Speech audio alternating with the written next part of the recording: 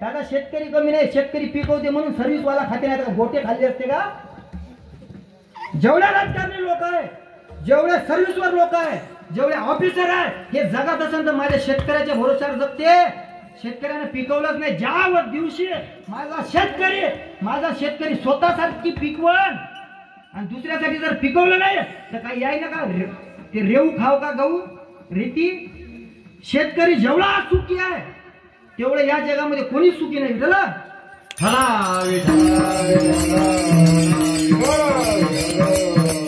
काय सुखी, आपला विषय काय चालू होता, शेतकरी काय सुखी आहे, काय करायचं, कर्म करायचं. शेतकरी कर्म करतो. तुम्ही वावरात पेरता तेव्हा तुम्हाला भेटते. जेव्हा तुम्ही एक दाणा जेव्हा तुम्ही शेतात टाकता तेव्हा तुम्हाला 1000 दाणे भेटतेत ना.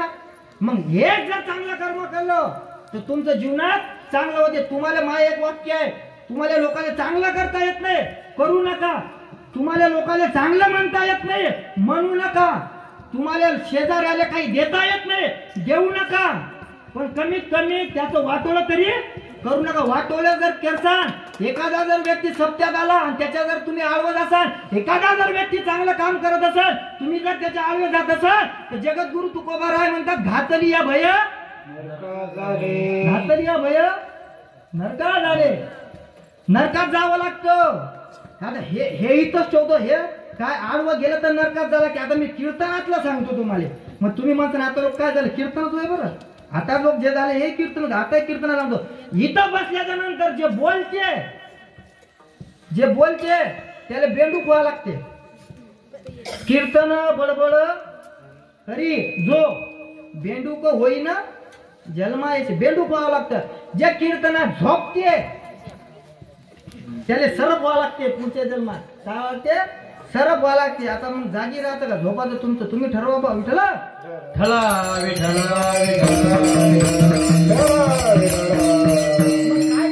काय करायचं. मग हे कर्म तुमच्याकडून करणं नाही होत ना. मग काय करा, करणे ते हेची करा.